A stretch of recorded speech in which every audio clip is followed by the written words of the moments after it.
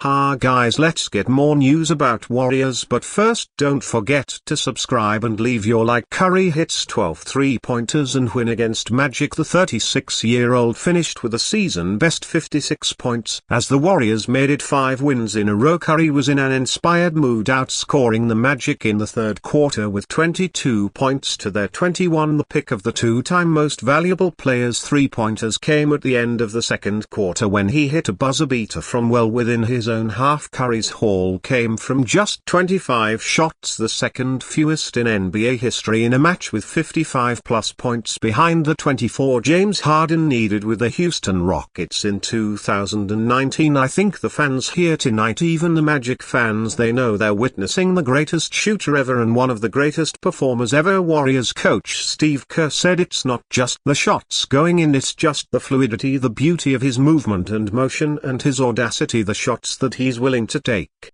He's an incredible performer, and he put on quite a show tonight. Curry's career-high match total came against the Portland Trail Blazers in 2021 when he netted 62 points. He has hit 12 or more three-pointers in a single game 3 times in his career, with his haul of 13 coming against the New Orleans Pelicans in 2016. On the fortunate irony of Quinten Post doing most of his damage away from the post, there were always risks involved in starting a lineup consisting of Steph Curry, Brandon Podziemski, Jimmy Butler, Moses Moody and Draymond Green, the most obvious of which is the fact that Green is a 6'6" ingenuously center who is counted on to guard opposing centers who may have as much as a 5 to 6 inch height advantage against him. Having a 7'1" in wingspan makes up for a ton of that discrepancy, but more often than not height will prevail over heart. In that regard, the Orlando Magic presented a unique challenge for the Golden State Warriors, who in the Butler era hadn't really faced the kind of height and length.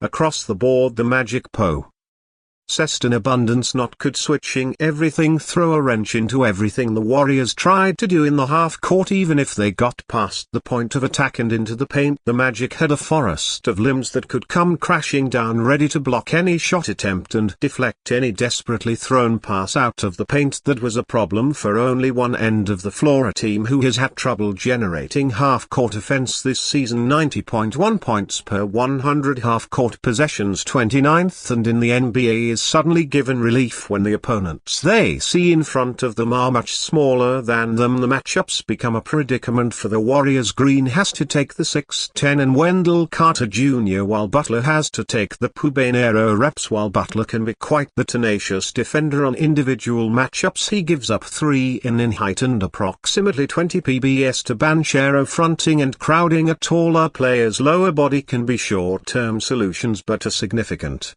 height and weight disadvantage is typically hard to overcome. Moreover, the ultimate weapon to have when a small team goes to a zone, in particular a 131 zone the Warriors have been keen on using as of late, is to have height sneaking behind the zone and become unreachable, especially if there's a significant lack of height to act as a buffer in the backline, which is why, facing a 14-point deficit at halftime, Steve Kerr opted to start big in Moody's place. The 7-foot Quinten Post was slotted into play center and guard Carter, which allowed Green to slide over to Banchero. While Green is also shorter than Banchero, his 7'1" in wingspan and wider frame can more than compensate for the vertical discrepancy. Rather than having Green be the last line of defense, Post was then tasked to be the rim protecting anchor. Previously, the Magic were having their way in the paint because no one could challenge them on a vertical level. Post's presence immediately gave them the challenge, while he has made strides as a pick-and-roll defender. Post's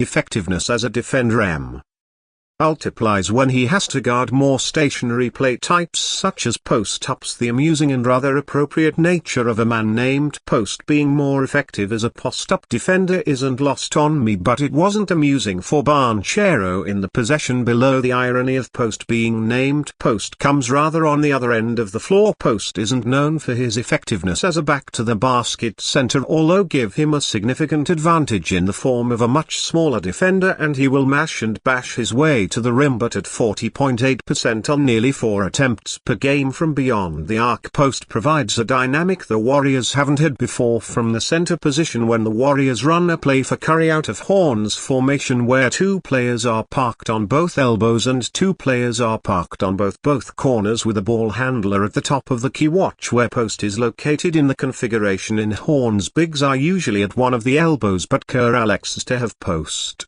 stretched the floor with Pody clearing the right side for Curry, who passes to Butler and comes off of Green's flare screen. A successful Curry 3 compels Sert to repeat the same exact set the next time around, only for the Magic to be prepared to take away Curry coming off of the flare screen. The next progression of the set is then triggered, Curry running along the baseline, relocating to the opposite side and coming off of Post's exit screen. Podmski scripted clear out toward the same side where Curry's coming off of the exit screen clogs the side for any pass coming Curry's way, which takes away the set's plan B. Post is then forced to improvise himself, seeing that his man Carter is parking himself directly underneath the rim with no intention of going up. Post realizes that no one is effectively guarding him, rightfully and understandably so. Curry will receive the majority of the attention and heraldry thrown his way. A 56-point performance on 93.5% true shooting is certainly a headline grabber. Sunstar Kevin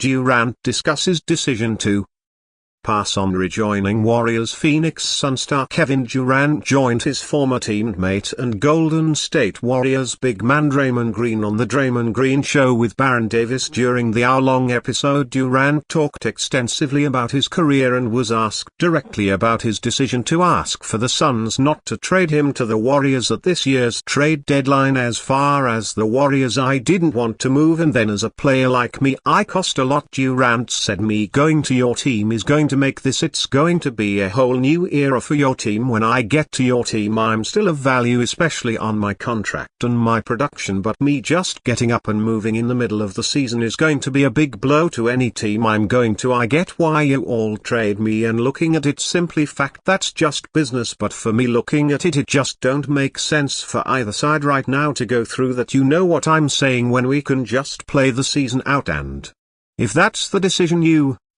want to make in the off-season, then you figure it out. It's such a big change to make, and I've been through it before, and it's not really it. Perhaps the most interesting part of his answer came when Durant pushed back against the idea that he declined the trade because he did not want to play with Green again, who had some tense interactions with Durant throughout their tenure together. However, even in that answer, Durant seemed to hint that he was not excited about the prospect of playing with Green again. Then the narratives that going to come with all that **T, you don't want to go play with Draymond no more, you don't want to go back, and I was like, yeah, that **T is annoying and I don't like it, but I can play under any circumstance. The Warriors are undeniably happy with the early returns on the Jimmy Butler, but it's no secret that the organization nearly made a different blockbuster move at the NBA trade deadline. It's been confirmed by several different reporters that the Warriors, Suns and Miami Heat had agreed in principle to a 3-trade that would have sent Jimmy Butler to the Suns and Kevin Durant to the Warriors. And you fan, what do you think of Kevin Durant's situation? Leave your opinion in the comments.